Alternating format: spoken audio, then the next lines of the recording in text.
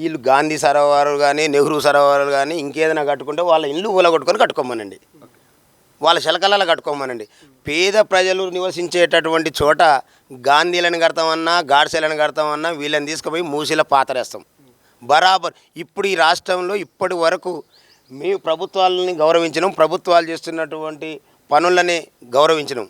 కానీ వాళ్ళ ఇక్కడ ఉన్నటువంటి మెజారిటీ ప్రజలు చైతన్యవంతులవుతారు అనేటటువంటి వాస్తవాన్ని గ్రహించి వీళ్ళని ఇంకా అంటే 70-80 ఏళ్ళు అయినప్పటికీ కూడా వీళ్ళ ఓట్లని కొనుక్కపోతున్నటువంటి దుర్మార్గులు ఓట్లు అమ్ముకోవటం నుంచి బయటకు వస్తారు వీళ్ళు అనేటటువంటి దాన్ని ఎప్పుడైతే గమనించిర్రో మళ్ళీ వీళ్ళని ఇంకా పేదలను ఇంకా నిర్పేదలుగా మార్చాలనేటటువంటి కుట్రలో భాగం ఉన్న గుడిసెలు కూలగొట్టడం, ఉన్న గాంధీ సరోవరాలు అనటం, లేకుంటే ఎలుమట్ల గుడిసెలు కూలగొట్టడం ఇవన్నీ జరుగుతున్నాయి. మేము అంత తిక్కలోలం కాదు. ప్రపంచం తల తిప్పుకునేలా మూసి సుందరీకరణ బ్యూటిఫికేషన్ చేస్తారంట, మరి తల తిప్పుకుంటుందంట. నేనేమంటున్నంటే ఈ రాష్ట్రంలో ఉండబడినటువంటి ఎస్సీ ఎస్టీ బీసీ బిడ్డల ఆకలి చావులను పెట్టి వాళ్ళ ఆకలి చావులతోనే ఆటలు ఆడుకుంటా గాంధీకి కడతాం నెహ్రూకి కడతాం అంటే వీళ్ళ గోరీలు మేము కడతాం. ఈ అగ్రవర్ణ పార్టీలకు గోరీ కూడా ఇక్కడ ఉంచాం, ఈ ప్రాంతంలో ఉంచాం. ఆ గోదావరిలోనే కడతాం, లేకుంటే మూసిలోనే కడతాం. వరద వచ్చినా అది కూడా కొట్టుకుని పోవాలి. రాబోయే 2029 డెడ్ లైన్. ఇక్కడ ఉండబడినటువంటి మా వర్గాలు ఏదైతే అగ్రవర్ణ పార్టీలు ఉన్నాయో అగ్రవర్ణ పార్టీలకు ఓటేయమనేటటువంటి నినాదంతో ముందుకు పోతా ఉన్నాం. ఆ పార్టీలను బొందబెట్టుకుంటాం, మా బీసీ ఎస్సీ ఎస్టీ మైనార్టీలకు ఓట్లు వేసుకుంటాం. మేము అధికారం తెచ్చుకున్న తర్వాత వీడు ఎవడండి గాంధీ సరోవరం కడతా నెహ్రూ సరోవరం కడతా ఒక ఆయన ఇంకో ఆయన సరోవరం కడతా వీళ్ళు ఒంటరిగా దింపుడు గల్లాలు కట్టుకోవాలి. 5,000 కోట్లు అప్పు తీసుకొచ్చి మరి కడతాడు. నేను ఏమంటున్నానంటే వాళ్ళు ఇక్కడ పేదోనికి 2,000 పెన్షన్ 4,000 పెంచు అన్నా, మరి వృద్ధులకు ఇచ్చేటటువంటి పెన్షన్ పెట్టమన్నా, ఆయన ఇచ్చినటువంటి హామీలు నెరవేర్చమన్నా నన్ను చంపినా పైసలు గుంజినా పైసలు అంటాడు. గాంధీని కడతానికి 5,000 కోట్లు తెస్తాడు, మూసి ప్రక్షాళనకు 10,000 కోట్లు 1,00,000 కోట్లు తెస్తాడు. వీటికైతే అప్పు వస్తుంది. పేదోనికి ఇచ్చేయడానికి మాత్రం దొరకదు. అదే గాంధీకి ఇస్తానికేమో తలో రూపాయలు. ఇక్కడ పేద ప్రజలకు ఇచ్చేటటువంటి సంక్షేమ కార్యక్రమాలకు మాత్రం సందాలు వేసుకుంటానికి వీని మనసు రావట్లేదు. చూడండి, అంటే ఇవన్నీ మా ప్రజలు ఇంటలేరా? మీరే చెప్తారు కదా, మేము మీడియాతోనే అన్నీ మాకు వస్తూనే ఉన్నాయి. గాంధీ కుటుంబానికి అడక తింటారు అలా ఢిల్లీలో పోగలేక ఆ హోటల్ ముందర అడక తింటూ ఉంటే ఆ అడక తినేటటువంటి విజువల్స్ వీళ్ళకి వచ్చిన తర్వాత ఈ రాష్ట్రంలో ఉండబడినటువంటి గాంధీ వారసులు అందరూ కూడా తలా ₹1 సందా వేసుకున్న 1000 కోట్లు తీసుకుపోయి వాళ్ళ అడక తినేదాన్ని బంద్ చేస్తారట. అందుకని నేను ఏమంటానంటే గాంధీ కుటుంబీకులు అడక తింటారు కాబట్టి వాళ్ళు ఖచ్చితంగా కాపాడుకునే ప్రయత్నం వీళ్ళు చేయాలి. కానీ ఇక్కడ ఉండబడినటువంటి వీళ్ళకి అధికారాన్ని ఇచ్చినటువంటి ఈ పేద మధ్యతరగతి వర్గాలు 200 గజాలలో గుడిసెలు వేసుకున్న కూలగొట్టాలి. మూసి మురికి పక్కన ఏళ్ళ తరబడి గుడిసెలలో జీవిస్తున్నా వాళ్ళకి ఇంతవరకు వాళ్ళ గురించి ఆలోచించినటువంటి సందర్భం లేదు. ఇక్కడ వెలుమట్ల కాడ ఉన్నటువంటి వాళ్ళ గురించి ఆలోచించిన సందర్భం లేదు.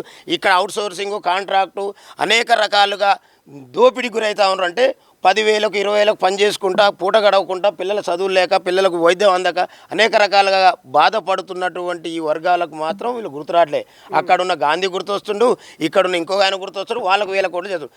అందుకని దొంగ నాయళ్ళని దొంగల పార్టీలని అగ్రవర్ణ పార్టీలని పండబెట్టి తొక్కి మూసీ నదులు కలిపి మూసీ ప్రక్షాళన ఏదైతే అంటా ఉందో ఆ మూసీ ప్రక్షాళనని ఈ 3 పార్టీలను కూడా ప్రక్షాళన చేసేటటువంటి పనిలా ఈ రాష్ట్రంలో ఉండబడినటువంటి మెజారిటీ వర్గాలైనటువంటి ఎస్సీ ఎస్టీ బీసీ మైనార్టీలు అనేటటువంటి వాస్తవాన్ని మీ మీడియా ద్వారా ఈ రాష్ట్ర ప్రజలకు తెలియజేస్తా ఉన్నా. ముఖ్యంగా ఈ రాష్ట్రంలో ఉన్నటువంటి ఈ వర్గాలందరూ కూడా గమనించాల్సినటువంటి సందర్భం. మిత్రులారా, ఈ రాష్ట్రంలో ఉండబడిన ఇప్పటి వరకు మనల్ని పాలించినటువంటి ఏ పార్టీ అయినా ఇవాళ మన పార్టీలు కావు. అవన్నీ అగ్రవర్ణాల యొక్క ఆధీనంలో ఉండబడేటటువంటి పార్టీలు. ఈ వర్గాలు చైతన్యవంతులైతే ఈ యొక్క అధికారాన్ని గుంజుకుంటే మన బతుకులు ఆగమైపోతాయి, మనం చేసిన దోపిడీ ఆగమైపోతుంది, మనల్ని రోడ్ల మీద పడేస్తారనేటటువంటి కుట్రలతోని రాత్రికి రాత్రి ఆ పార్టీలు అన్నీ కూడా ఇవాళ చూసిన మున్సిపాలిటీ ఎన్నికల్లో కాంగ్రెస్ బీఆర్ఎస్ ఒక్కడ కలిసింది, కాంగ్రెస్ బీజేపీ ఒక్కడ కలిసింది, బీజేపీ బీఆర్ఎస్ వీళ్ళకన్నా విలువలు ఉన్నాయా? స్థానిక అభివృద్ధి కోసం వాళ్ళు స్థానికంగా ఆగమైపోయే కాడికి వచ్చారు కాబట్టి వాళ్ళు అభివృద్ధి చెందాలి కాబట్టి మాట్లాడుకుంటారు. కానీ మరి మేము తిక్కలలో ఏం కాదు కదా. వీళ్ళు చేసినటువంటి సిద్ధాంతం వీళ్ళు చెప్పినటువంటి విలువలు వాళ్ళ బొందలు పెట్టి వాళ్ళ అవసరం కోసం ఏకమవుతారు కదా. మా బీసీ బిడ్డ ఎవరు ఇక్కడ ఉన్నటువంటి నీలం మధు చైర్మన్ అయితే అంటే వాళ్ళ భార్యని ఒక బీజేపీ ఎంపీ పోయి సిగ్గుమాలిన చర్యలు కదా. మా ప్రజలకు సిగ్గులేదేగా. గా వార్తలన్నీ చూసిన తర్వాత మా ముదిరాజు బిడ్డలు బీజేపీకి కానీ బీఆర్ఎస్ కానీ కాంగ్రెస్ కానీ మళ్ళీ ఓట్లేస్తారా?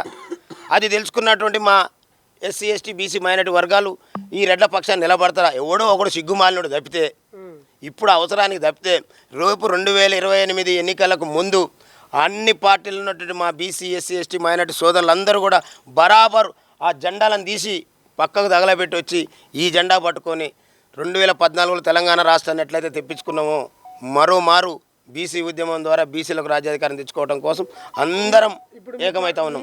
ఇప్పుడు మీ పార్టీలో రెడ్లకు స్థానం లేదా? ఎవరెంతో వాళ్ళకంతా, మేము వాళ్ళ మాదిరిగా వాళ్ళది కూడా మేము గుంజుకుంటాం అంటలేము. మా పార్టీ ద్వారా మేము ఇచ్చినటువంటి నినాదం ఏంటంటే ఎవరి వాటా ప్రకారం వాళ్ళం. ఇందులో బీసీలలో కూడా అనేక 190, 130 కులాలని చెప్తూ ఉంటాయి.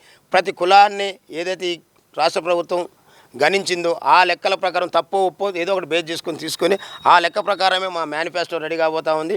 ఎవరి కులానికి ఎంత వాటా రావాలి, ఎంతమంది ఎమ్మెల్యేలు రావాలి, ఎంతమంది ఎమ్మెల్సీలు రావాలి, ఆ లెక్క ప్రకారం పంచుకుంటాం. మాకాడ ఎట్లాంటి పంచాయతీ లేకుండా ముందుకు పోతాం. మొన్న ఈ మధ్యలో మున్సిపల్ ఎన్నికల్లో మల్లన్న ఒక సభలో మాట్లాడుతూ రెడ్లు వెలమలు ఉంటే దయచేసి ఇక్కడ నుంచి వెళ్ళండి అన్నాడు. అలా అనడం కరెక్టేనా? అది మా సభే, సూర్యాపేటలో నేను పెట్టిన సభనే, మా సభ నుంచే మాట్లాడు.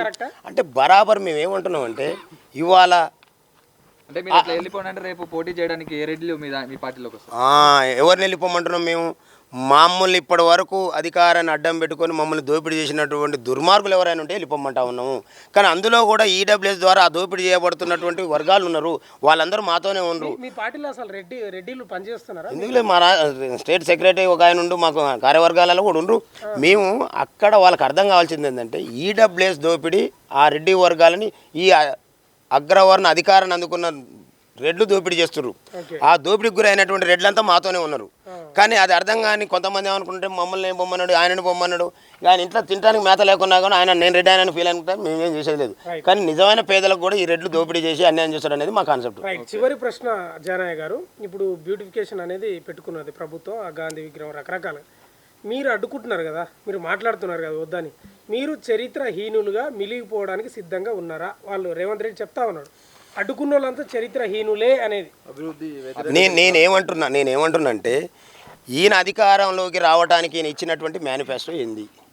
ముందు నీ మేనిఫెస్టోని అమలు చేసి నీ మేనిఫెస్టో సక్సెస్ఫుల్గా ప్రజలకు అందించి నువ్వు అన్న హామీలు నెరవేర్చిన తర్వాత నీ దింపుడు గల్లాన్ని బాగు చేసుకో, నీ మూసిని బాగు చేసుకో, నీ ఫోర్త్ సిటీ పెట్టుకో. నువ్వు ఇక్కడ ఇచ్చినటువంటి మేనిఫెస్టోలో ఉన్నటువంటి ఏ ఒక్క అంశాన్ని ఇవాళ బీసీలకు అనేక రకాల 6 నెలలలోపు ఫస్ట్ సభ జరగగానే మహాత్మా జ్యోతిబా పూలే పేరు మీద సప్లాన్ ఇస్తా అని చెప్పిండు. మాకు ఆ సప్లాన్ రాకపోవడం వల్ల ఇప్పటి వరకు మాకు అన్ని ప్రభుత్వ శాఖల నుంచి వచ్చినటువంటి బడ్జెట్ కేటాయింపులేమో కోట్లలో ఉంటాయి. వాటిని అమలు జరిపే కాడికి వచ్చేసరికెళ్ళను 10%, 20% కూడా అమలు కాకపోవడంతో పాటు ఏమవుతుంది, మాకు సప్లాన్ లేకపోవడం వల్ల క్యారీ ఫార్వర్డ్ కాకుండా ఆ నిధులన్నింటినీ కూడా మళ్ళీ వేరే దానికి మళ్ళీ ఇస్తూ ఉండరు. కాబట్టి మాకు సంవత్సరానికి 20,000 కోట్లు ఇస్తా అన్నాడు, కాంట్రాక్ట్లలో వాటా ఇస్తాను అంటే ఇవన్నీ పక్కకు పెట్టి నువ్వు ఎందుకు ఈ పక్కకు పెడతా ఉన్నావు? నువ్వు ఫోర్త్ సిటీ కట్టుకొని ఇంకోటి కట్టుకొని దాన్ని అభివృద్ధికి అడ్డం. అరే నువ్వే చరిత్రలో హీనునిగా మిగిలిపోతా ఉన్నావు. ఈ రాష్ట్రానికి చివరి ముఖ్యమంత్రి అని మా మల్లన్న గారు రెగ్యులర్గా చెప్తున్నాడు. మా ప్రజలందరూ కూడా అర్థమైపోయింది.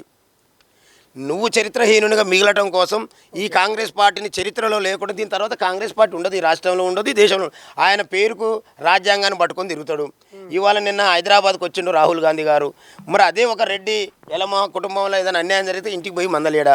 వాస్తవాలు తెలుసుకోవడం కోసం ఒక క్షణం ఆ ఇంటికి పోయి మందలించడానికి నీకు సమయం లేని నువ్వు ఈ రాష్ట్రానికి నువ్వు దేశానికి ప్రధాని అయితే అని తిరిగితే ఎవడు నిన్ను మోయాల్సింది?